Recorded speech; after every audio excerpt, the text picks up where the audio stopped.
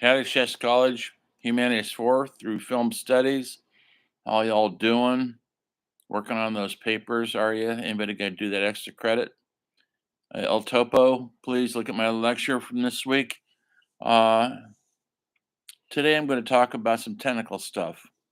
I'm not going to talk about movies. We're going to talk about some film making techniques that maybe will help you possibly write your papers, understand what filmmaking is all about. This is not a filmmaking class, but you should know some fundamentals. And what you've seen, I'm always asking you guys to tell me about what you think of the script. That means the screenplay. What do you think of the performers? What do you think of the camera? Is the camera focusing on what you need to see? Is it showing you things you've never seen before? Does it make sense? Is the camera moving in a way that helps the story? Is it stock still where it doesn't seem to help the story, but still tells a story? Some filmmakers like John Ford hated moving the camera. It was a still camera. He thought moving the camera broke the element of naturalism. He A lot of filmmakers think that a film should be seamless. You shouldn't see the technical aspects of it at all. You should just be engaged in the story you're watching. And then later on, through things like French New Wave, they came up with a different way of doing things, and they made you aware of the camera. They made you aware of the editing, because they were using um, different ways of presenting the film that made it a film, a piece of art, not a seamless depiction of what supposedly is real life. Editing's a real important part, and we'll talk about editing for a minute, and then we'll move on. Editing. Do you know what editing is? Y'all maybe have edited your papers. When you write your paper, you go back over it, hopefully, and reread it, and you get a sense of timing, a sense of flow, a sense of tightening corners, um, focusing on certain things. Well, that's what editing in a film does. When you make a movie, you compose it, the camera, you have your actors perform in front of it, you have a script that they memorize, you have lighting. Now you have to create a rhythm to it. And editing is essentially creating the rhythm of your movie, a movie. So, in the silent era, and we're going to go back there briefly, Sergei Eisenstein is essentially the godfather of montage. Does anybody know what montage possibly means? It's another fancy French word. Essentially, it's a collective series of shots put together to tell a sequence or a story or an emotion. Um, hadn't been done before the way Eisenstein did it. He studied in Russia when Russia was Russia before the Soviet Union, and he made a film that's a revolutionary film called The Battleship Potemkin. I'm going to post a clip of it on Module, so look at it. And you'll see, I'll probably post the art of montage. You should look at that. It's a little documentary on what exactly why it's so important to all movie making, everything we do. Um, Battleship Potemkin shows you a sequence called the Odessa Steps montage in st- its earliest standpoint, its earliest usage in the public forum of watching films. Um, I'll post all this on modules, so please look at it.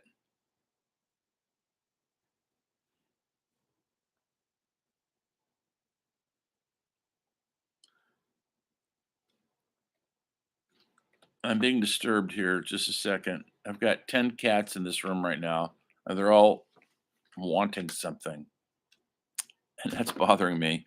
I'm going to put this on hold for a minute.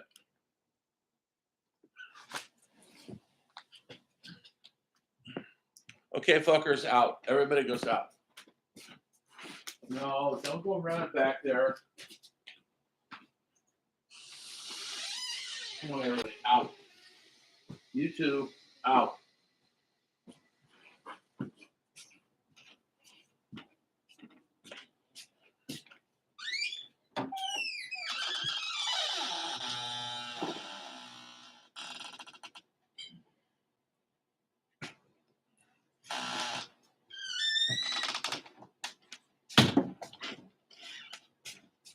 You want to go out?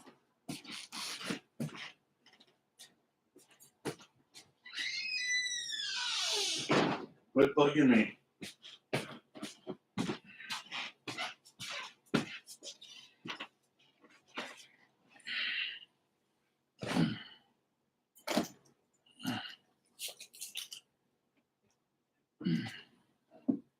Oh, fucker.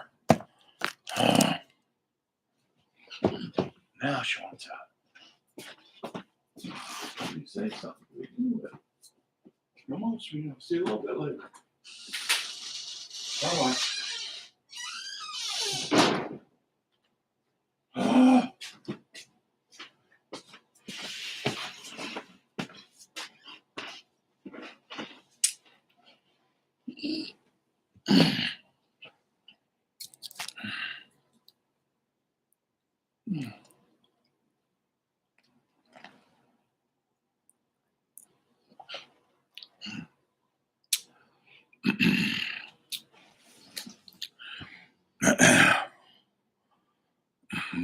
Sorry about that interruption.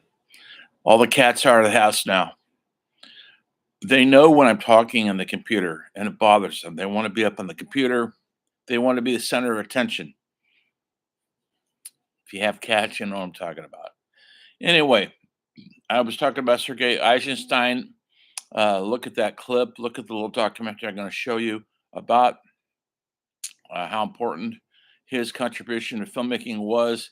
And that movie, especially, was made right when there was a revolution in Russia and the communism was trying to come into power, and the old way of doing things with the king and queen, the imperial family, was coming to an end, and there was a revolution there.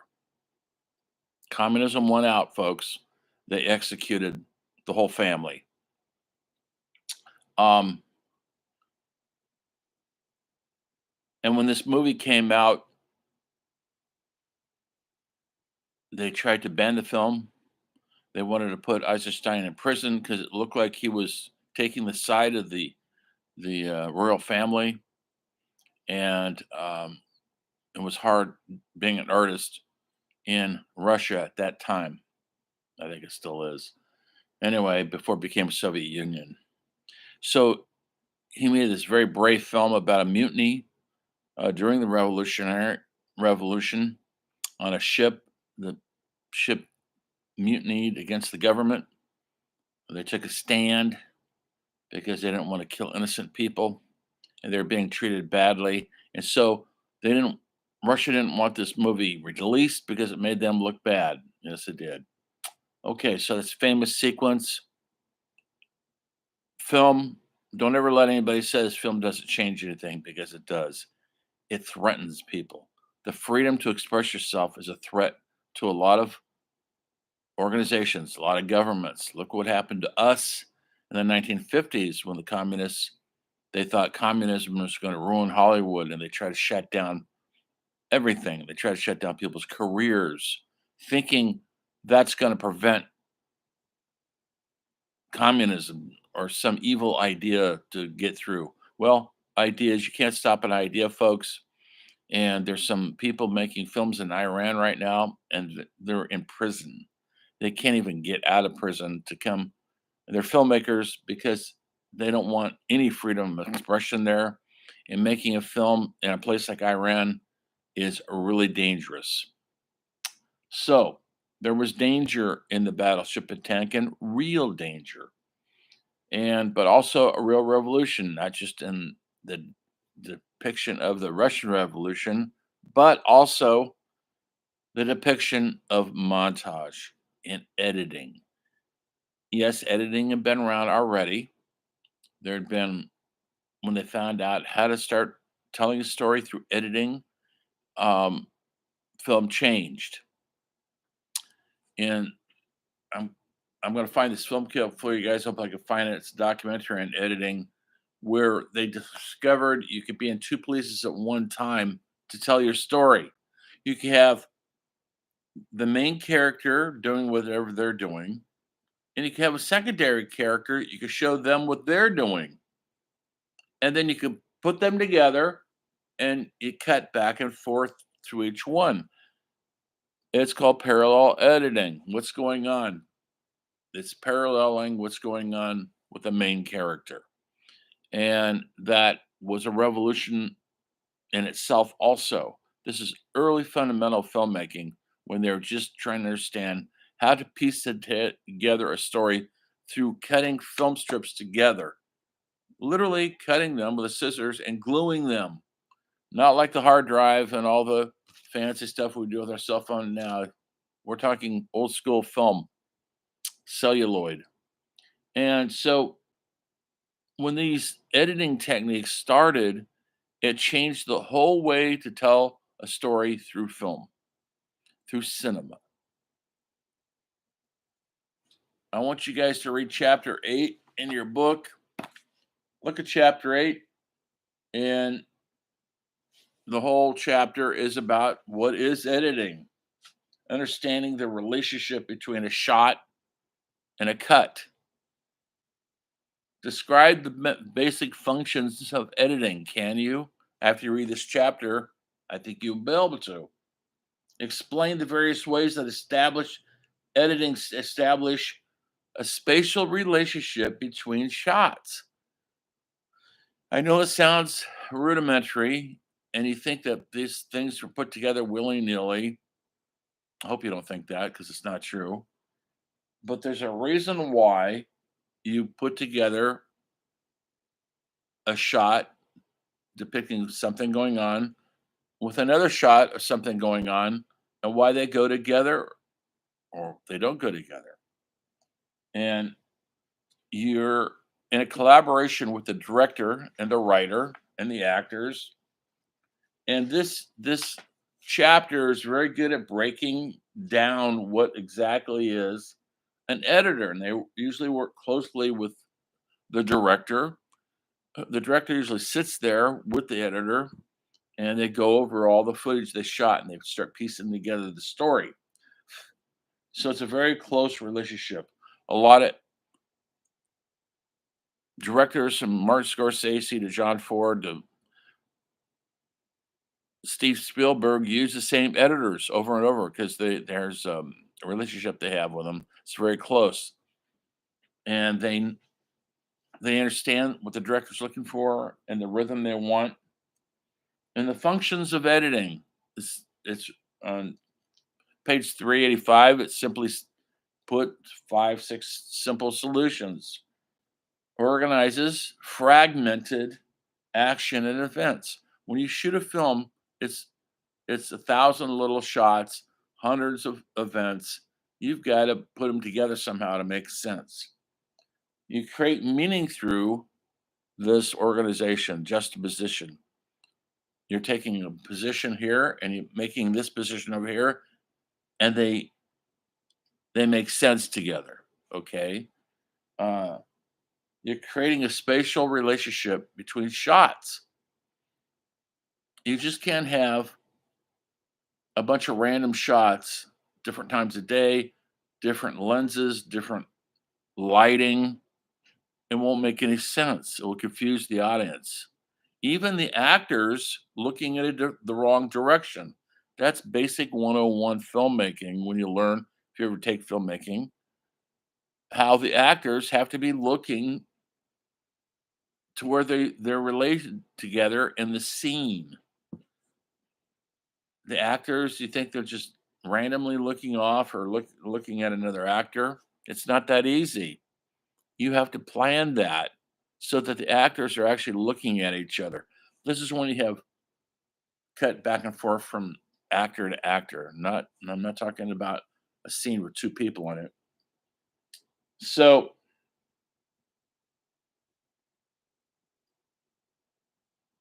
and also you're establishing a shot, the duration of the shot, the pace and the rhythm, and that is the main ingredient in editing. If it goes too short, then you have a bunch of quick cuts that became popular when MTV came out in the 80s. It was all quick, quick, quick because they didn't figure people had an attention span. And now look where we are. Our attention spans are down to TikTok videos that last 15 seconds and people are already bored. And so it breaks things down here. What is a master scene? How does the master feel? Well, what's the master shot? If you've written a script, there's three people in the script. You're at a bar. The three people are sitting at the bar talking. You establish them sitting at the bar,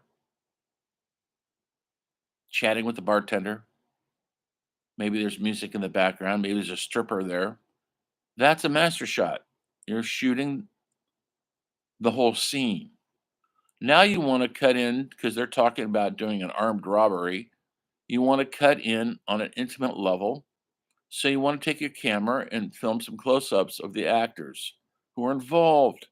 And they have to be looking as if they're looking at each other in the scene because sometimes they aren't.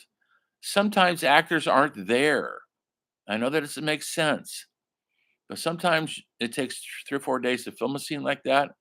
And sometimes one actor is off doing something else, and the other actor is acting, behaving like they're actually talking to the original actor. Usually it's a script supervisor or somebody else standing in for the actor. So their eye focus has to be where that actor was sitting in the master shot. Does this make sense? It's too much detail. And then you break it up into a bunch of series of shots. And every once in a while you cut back to the master shot to let us know where we are, the spatial relationship to where our characters are is important. They just don't show up in a close up. You establish the bar. You might have a couple shots of the bar inside, a couple shots outside of the bar to let us know where we are. It's important to know where we are in a story. That sounds really fundamental and easy. It's not so easy when you get there and you're confronted with 100 little elements and how to shoot a scene. Well, early on, Eisenstein figured this stuff out, and we've been living on his genius ever since. So when you look at a movie now, I want you guys to look at the next movie, whatever I'm going to assign, and tell me about the editing, what you're seeing, cutting back and forth. Is it parallel editing? Is it making sense of the eye lines correct? There's all sorts of rules in editing. It's the final touch the movie makes before it goes out into the world. So when you're looking at the next movie I sign, or one right now that I've assigned, on page 317, it goes over screening checklist of editing. Is what kind of shot is it? Is it an unbroken shot? Meaning, is it all taken in one long take where the actors they're not cutting back and forth the actors, but the camera's moving around the actors? How are the actors related to each other in the scene? Physically related. Does it make sense? Look for different types of editing, matching cuts. It's trying to convey to you narrative information that makes sense to the viewer without jarring you out of your involvement in the story that you're seeing. If it's jarring you out of it, it's failing. If you start questioning the filmmaking, oh, like you can see the mechanics of filmmaking, unless the director wants you to do that, it's probably failing. How does time function in a sequence? When you go somewhere and have a conversation with somebody at coffee at Starbucks, how long do you sit there? How long do you sit there for 10 minutes, 15 minutes? That's a long time in a movie. Do you want to actually see somebody in a movie sitting in a coffee shop for 15 minutes talking? That's pretty boring, folks. You'll never see that. They make time go by a lot faster, but it has to be to the point where it looks like it's actually happening in 15 minutes, but it's not really. It can't because movie time and real time is two different kind of times.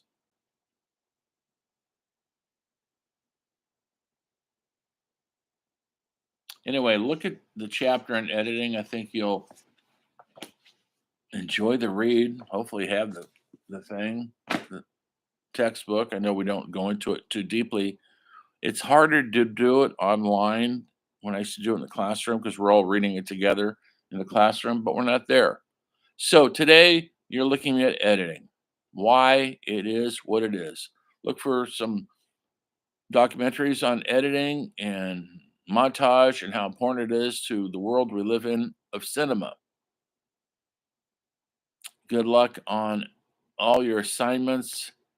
I'll see you next week when we're going to have a week of fright week because it's Halloween week and we're going to go take a deep dive into horror, why it matters. See you next time when the story of film continues.